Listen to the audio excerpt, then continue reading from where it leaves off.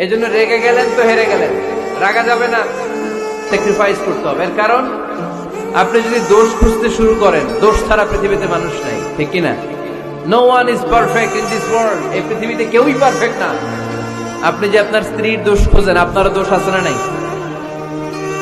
আবার ভাবি যদি আপনার খালি দোষ খোঁজে, ভাবিরও দোষ আছে না নাই? না। এজন্য দোষ খুঁজবেন না, স্যাক্রিফাইস করেন, একটু মানিয়ে নিন। চলে যেতে হবে।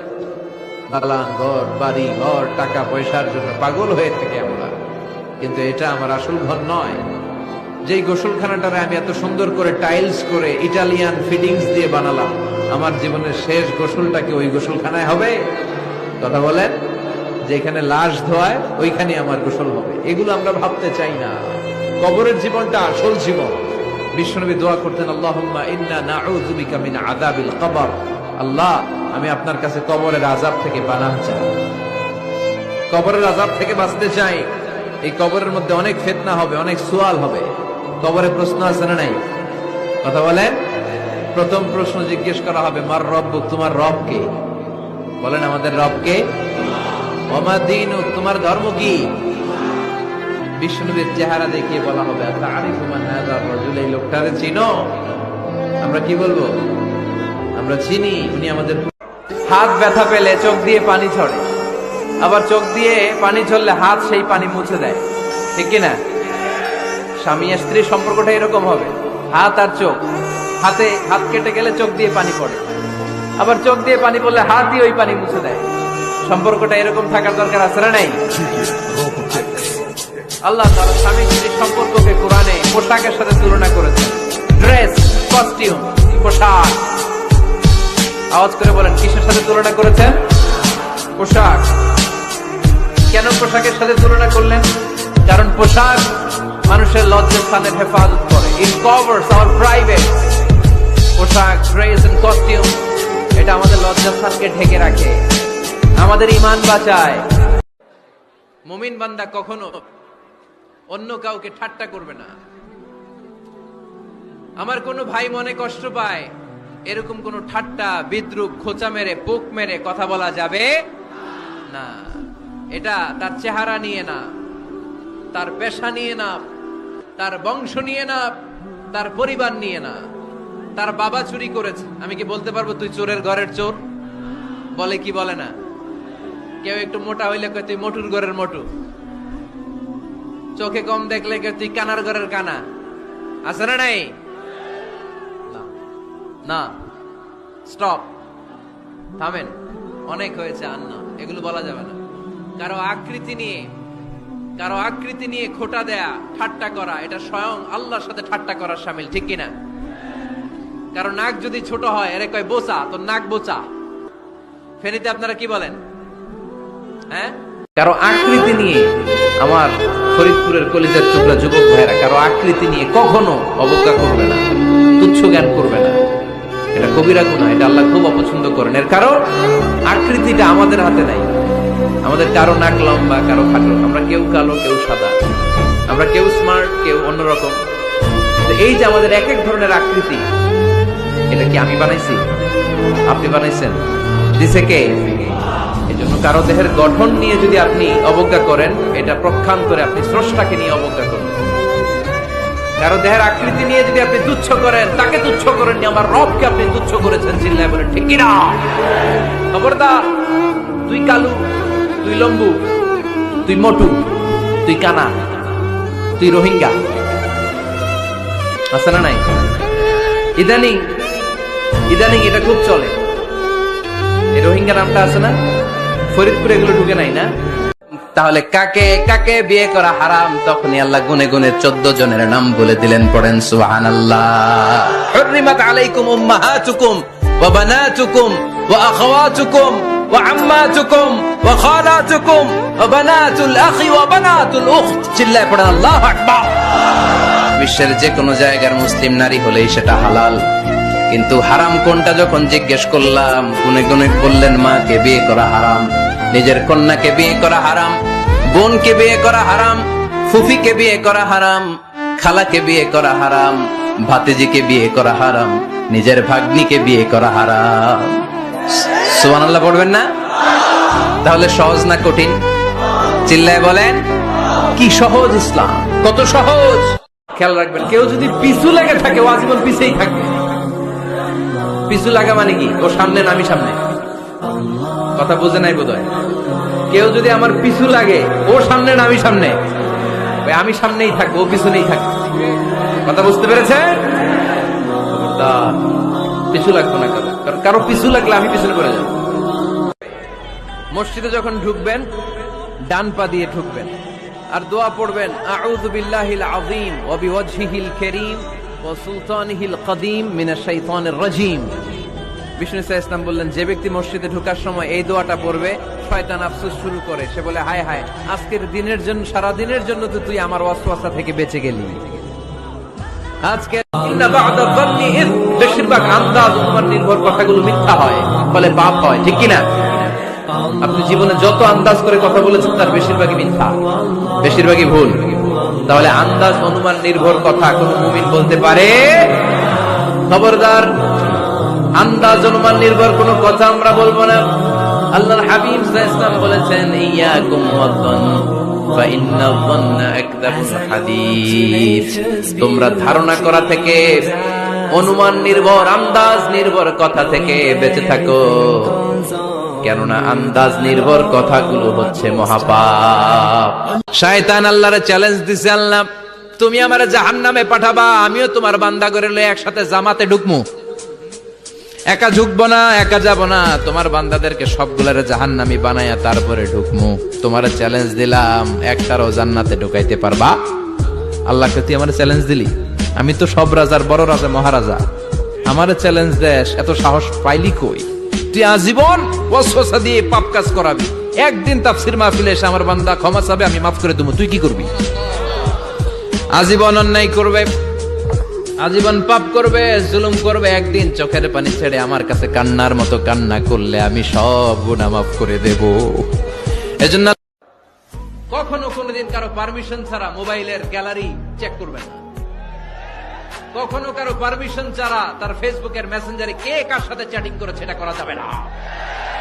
কখনো কারো পারমিশন ছাড়া তার মেইলের ইনবক্স খুলে দেখা যাবে না। কখনো কারো পারমিশন ছাড়া কারো ব্যক্তিগত চিঠি পড়া যাবে না। দিস ইজ ইসলাম, এটাই ইসলাম।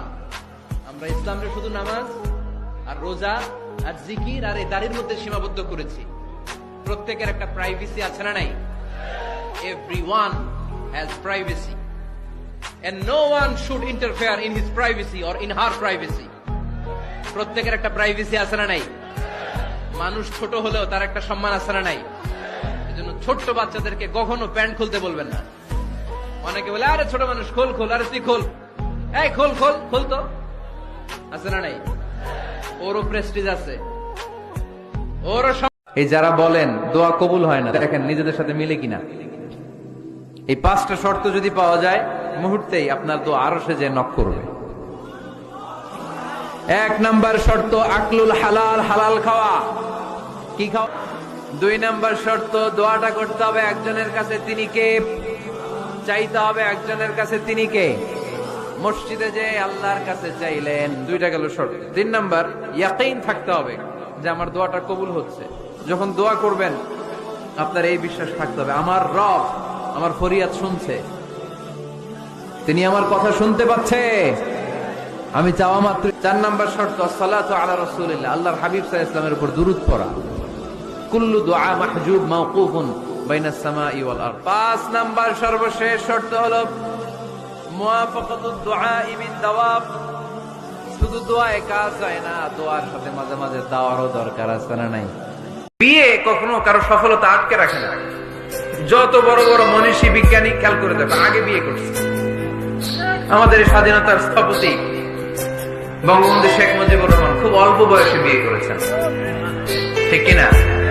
কাজী নজরুল অল্প বয়সে বিয়ে করেছেন, মহাত্মা গান্ধী অল্প বয়সে বিয়ে করেছেন। বিয়ে সফল হওয়াতে কি ওনাদের কোনো বাধা বা প্রতিবন্ধকতা তৈরি করছে?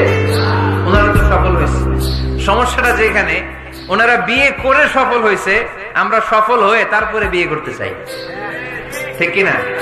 এটাই বুঝতে চাই না যে সফল হওয়ার মাধ্যম হচ্ছে তাড়াতাড়ি বিয়ে করা। তাড়াতাড়ি বিয়ে করা, ইউগনিহিমুল্লাহ মিন ফাদলিহি, যারা বিয়ে করবে আল্লাহ নিজ দায়িত্বে তাদেরকে সম্পদশালী বানায়। এজন্য নিকাহ মিন সুন্নতি ফামান রাগিবা আন সুন্নতি ফালাইসা মিন্নি। বিয়ে আমার সুন্নাত, আমার সুন্নাতকে যে ভালোবাসে না সে আমার ফলোয়ার হতে পারে না। এই তো আপনার বাড়ি, আপনার মা রেখে দিয়ে নতুন মা পাইছেন, এটাই তো আপনার মা। তো ওনাকে মায়ের জায়গায় বসাতে আপনার সমস্যাটা কোথায়? বৌমারা খেয়াল রাখবেন, আপনি আপনার শাশুড়ির সাথে যে আচরণটা করতেছেন, আপনার শেষ বয়সে আপনার ছেলের বিয়ে দেওয়ার পরে যে বৌমাটা আসবে ওই আচরণই আপনাকে ফিরিয়ে দিবে। The nature has its own return. প্রকৃতির একটা মাইর আছে, এটা শেষ মাইর, এটা শেষ খেলা। প্রকৃতির খেলা বড় খেলা। আপনি আপনার শাশুড়ির সাথে যে আচরণ করবেন, আপনার শেষ বয়সে আপনি একদিন শাশুড়ি হবেন, এটা মাথায় রাখবেন। ওই আচরণই আপনি ফিরে পাবেন। আওয়াজ করে বলতে হবে, ঠিক কিনা? এজন্য 9 নাম্বার পয়েন্টস হচ্ছে মিউচুয়াল রেসপেক্ট। সবাই যেন সবাইকে ভালোবাসি। দোষ ছাড়া মানুষ নাই, সবার দোষ আছে। আমরা যেন একে অন্যের দোষ না খুঁজি। বৌমারা, আপনাদের কেন যদি আমার মাইকের আওয়াজ যায়, অল্প কিছু টেকনিক অবলম্বন করলে আপনি আপনার শাশুড়ির মন জয় করতে। আমাদের জীবনে বিপদ ঘটলেই আগে আমরা ফেসবুকে শেয়ার মারি। কথা কন, ফেসবুক আছে না নাই? এখন ছেলেপেলারা এগুলো খুব ইউজ করে, আর আমাদেরকে পেলেও আমাদের উপর নির্যাতন চালায়। সেলফির নির্যাতন। কিসের নির্যাতন? প্রতিদিন কত হাজার সেলফি যে তোলে, আর আইসাই হাত দুইটার এরকম বাঁকা করবে, কইরা এইভাবে সেলফি তোলে। আমি কই এটা কি স্টাইল? কয় গ্যাংনম স্টাইল। এইভাবে বাঁকা হয়ে সেলফি। কি স্টাইল?